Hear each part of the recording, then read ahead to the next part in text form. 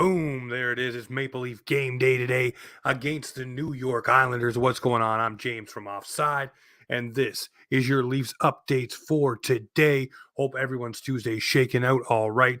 We already know what tonight's going to be, ladies and gentlemen. It is the Pierre Engvall Revenge Tour. We all know when a former Leaf comes to town, he scores a goal against the Maple Leafs. It's a bookend. Put it down as a bet. Get your free money now because that is something that is going to happen.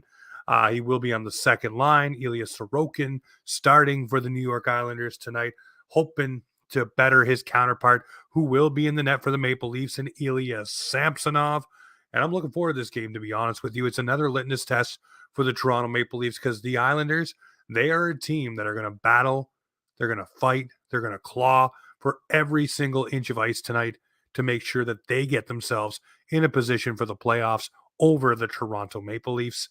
You look at this game on paper and you say, well, the Leafs are going to be lining up a little differently yet again. We'll go through the injuries here. Mr. TJ Brody appeared good enough to be able to go, but Sheldon Keefe saying, why rush it? So he will not be in the lineup tonight. The Leafs will be rolling a traditional 12-6, but there will be no Brody, no Schenn, no Timmins, and no Simmons in the lineup either this evening. You look at that and say, Luke Schenn to me is a guy who needs to be in this lineup, needs to get his foothold with this team, needs to be able to get his presence known physically along the wall, in front of the net, especially on the penalty kill. For me, having Luke Schenn out of the lineup tonight, I don't like it. It's not one that I would expect to see in the playoffs, hopefully. Maybe the Leafs know something we don't. He's a -1, obviously, since he's become a Maple Leaf, but he's not out there for his offensive prowess. He's definitely out there to do what he's done so far and be physical, clear the front of the net, make sure the penalty kill is taken the right way and done properly for the Maple Leafs. But Luke Schenn not in tonight. TJ Brody not going, blocked the shot against the Senators, and was deemed okay, good enough to go today. He was out skating in the, whatever you want to call it, optional skate, and stayed out longer as well, indicating he will not be in the lineup. And Sheldon Keefe said as much as well. Why rush him when you have the ability to have as many defensemen as the Toronto Maple Leafs have with the team right now? You have the luxury of a guy who's bumped and bruised to sit and relax, take it easy, heal up, do whatever you want to call it. But the Leafs as well, going with I want to spark you lineups. And I'm talking about wanting to spark one John Tavares. He's cooled off as of late. His face-off prowess still good, but obviously they want to get him rolling heading into the playoffs, feeling good. He's with Mitch Marner. He needs to tear it up, get it rolling, figure it out a little bit, and Marner will do that. Bunting on the other side, beaking and chirping and all that stuff. Get your blood pumping, get the adrenaline going, get the fisticuffs up a little bit too.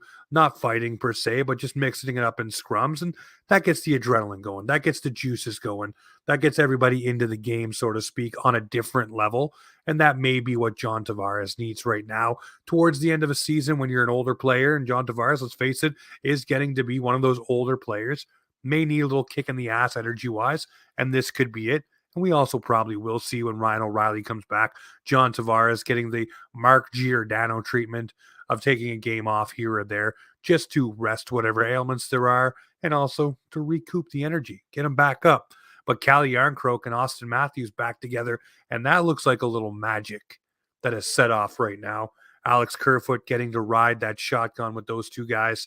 And then William Nylander, don't take it as a slight, in my opinion, because eventually probably Ryan O'Reilly will fit in somewhere here, and it'll be Ryan O'Reilly, Lafferty, and Nylander maybe on a third line. But they want Nylander to drive a line. Sheldon Keefe came out to the media and said they expect and they want more from William Nylander, and we all do.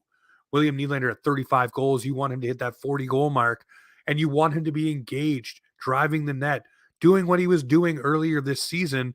For whatever reason, it seems like he's taken his foot off the gas. Could it be disinterest? Could it be fatigue? Could it be whatever? I don't know. But for me, he looks disinterested right now. Putting him on third line with Lafferty and McCann, two guys who are fast, two guys who can mix it up a little bit physically, and two guys, to me, that really playing with William Nylander can match his pace and hopefully maybe get Nylander sparked up and ready to go. I look at the defensive pairings. Oh, and let me not glaze over this one. Noel Acciari will be in the lineup tonight for the Toronto Maple Leafs. Super excited about that. Cannot wait to see him back in the lineup. It was a scary moment against the Canes, and he'll get to atone what happened with Jussi Puljujarvi later this week as the Leafs do take on Carolina again. But tonight he's back in the lineup with Kampf and Reese. That fourth line has been money, absolute money in my opinion. So I'm fired up to see what they can provide this evening with their physical play, board play, cycle play, all that stuff. They've been really good with this season. So I want to make sure to see what Acciari brings and make sure he's not out of place. Make sure he's not off a little bit, that he's fully ready to go. And then I look at the defensive pairings. I'm not excited about seeing Riley and Gustafsson together. I'm just not. I don't think that's going to bode well. Giordano Hall, I guess, is your shutdown pair. McCabe, Liljegren, okay. All right. I like McCabe. I like Lily. Hopefully they can work well together. But I think that for me, if I'm looking at this lineup, Gustafsson out, Schen's in, Hall's out, Brody's in, and you figure out how to pair it from there. And of course, we talked about Mr. Samsonov starting tonight. A couple other little newses and notes too. Alex Steve and Joe Woll sent back down to the Marlies. Reason why we have not seen Alex Steves on the ice for the Toronto Maple Leafs as of late and why he didn't get any game action is he was injured in off-ice training.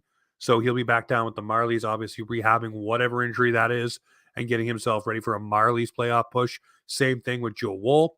I do expect that when Samsonov steps away from the team to welcome his child into the world, Joe Woll will back up and probably get some starts.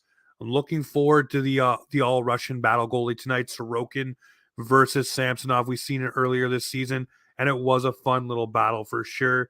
I look and say tonight for the Maple Leafs, you're going up against a team, like I said, in the New York Islanders that are going to claw, fight, battle you hard tonight to try to get 2 points as they want to keep their playoff push and hopes alive. So the Maple Leafs, if they want to be able to get in and get this job done, you need to be the one to score early and take the crowd out of it because you know they're going to be all over you and all over John Tavares, and make sure you neutralize Engvall. I say that not as a joke because if Engvall scores, you know that team over there is going to be fired up. There's going to be money on the board, and they're going to want to get him supported tonight and get one back at the team that traded him away. So I'm saying tonight for the Maple Leafs, you get in there quick, you pot a couple, you silence the crowd, and you make it an easy night's work on Ilya Samsonov. Block your shots, do what you need to do. The Leafs have been blocking shots as well. One area of concern that I had was the power play. The power play last week, 2 for, I think, 13 chances, which is unacceptable with the firepower that we have. We are now predictable. Teams know what's going to happen. Mix it up, figure it out, do something, fire it, bang in the rebounds, whatever it needs to be. Get it done quickly and figure it out because you're in the stretch drive now. You don't want teams figuring out your game plan. So whatever it needs to be, get her done quick because going 2 for 13 last week on the power play is not an acceptable thing for a team that is expecting to contend for the Stanley Cup. And now the penalty kill the other last week, 10 for 13. Beautiful. That's what we want to see. But we want both special team units clicking at a high rate, and we don't want no shorthanded goals. All right, guys, tonight you got the New York Islanders. Let me know what you think the score will be. Drop it below this podcast. Make sure you like, subscribe, share, tell a friend. Offside, bite-sized podcasts are here.